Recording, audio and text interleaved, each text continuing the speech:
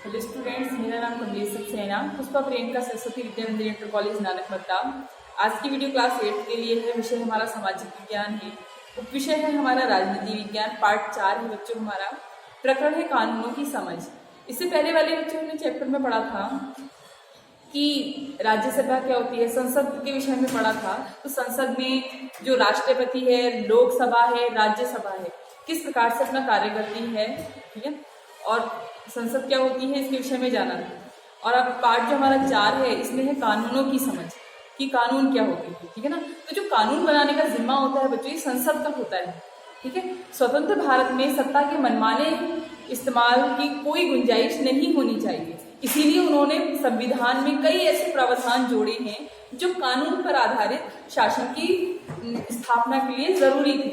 इनमें सबसे महत्वपूर्ण प्रावधान ये था कि स्वतंत्र भारत में सभी लोग क्या होंगे, कानून की नजरों में बराबर होंगे, और हमारा कानून धर्म, जाति और लिंग के आधार पर लोगों के बीच कोई भेदभाव नहीं करेगा, ठीक है। तो कानून शासन का मतलब है कि सभी कानून देश के नागरिकों पर समान रूप से लागू होते हैं और कानून से ऊपर कोई व्यक्ति नहीं होता, फिर वो चाहे सरकारी हो या फिर कोई साधारण व्यक्ति हो या कोई कितना भी धनासेठ हो या फिर खुद स्वयं राष्ट्रपति क्यों ना हो, ठीक है। किसी भी या कोई भी अपराध कानून के उल्लंघन के लिए एक निश्चित सजा होती है कि अगर कोई भी व्यक्ति अपराध करता है तो कानून की नजरों में किसी को बड़ा या किसी को छोटा या सरकारी को विशेष महत्व नहीं देता है, और कानून सबकी नजरों में क्या होते हैं, बराबर होते हैं, सबको एक समान रूप से माना जाता है, ठीक है। लेकिन अगर बच्चों अगर हम प्राचीन भारत की बात करें, ठीक है, तो प्राचीन भारत में असंख्य लोग जो स्थायी कानून थे, अक्सर एक जैसे ही मामले होते थे, उनमें कई तरह के स्थायी कानून लागू होते थे। विभिन्न समुदाय इन कानूनों को अपने अधिकार क्षेत्र में अपने हिसाब से लागू करने के लिए आजाद थे प्राचीन भारत में, ठीक है ना।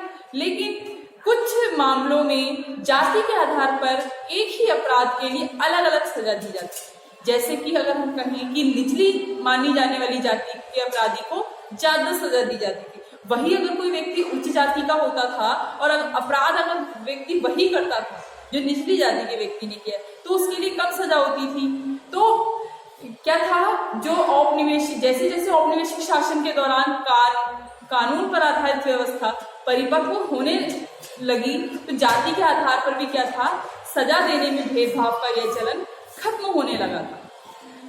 अब बहुत सारे लोग ये मानते हैं कि हमारे देश में कानून शासन की शुरुआत अंग्रेजों ने की थी। कैसे? इतिहासकार में काफी विवाद चल रहा था इसको लेकर, लेकिन कई कारण से, और एक कारण तो ये भी माना जाता है कि औपनिवेशिक कानून मनमानेपन पर आधारित था, और दूसरा जो कि भारत में कानूनी मामलों के विकास में भारतीय राष्ट्रवादियों ने एक अहम भूमिका भी निभाई थी। और 1870 की अगर हम बात करें तो राजद्रोह एक्ट अंग्रेजी शासन को मनमानेपन का एक मिसाल था।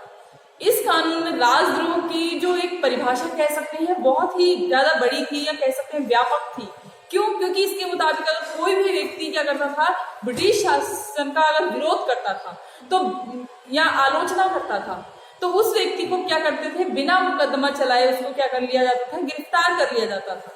तो अगर हम कहें रॉलेट एक्ट क्या है, तो रॉलेट एक्ट क्या है, इसी का एक उदाहरण है। तो अंग्रेजों की क्या था, उसमें मनमानेपन का एक ऐसा उदाहरण है रॉलेट एक्ट कि इस कानून के जरिए ब्रिटिश सरकार पर क्या था, बिना मुकदमा चलाए लोगों को क्या कर लेते थे, कारावास में डाल देते थे। और महात्मा गांधी और इनके जो भारतीय राष्ट्रवादी नेता थे, रॉलेट एक्ट के जबरदस्त खिलाफ थे, और भारतीय लोगों ने इसके विरोध के बावजूद 10 मार्च 1919 में क्या किया था, रॉलेट एक्ट को लागू किया, और पंजाब ने इसका जमकर विरोध किया।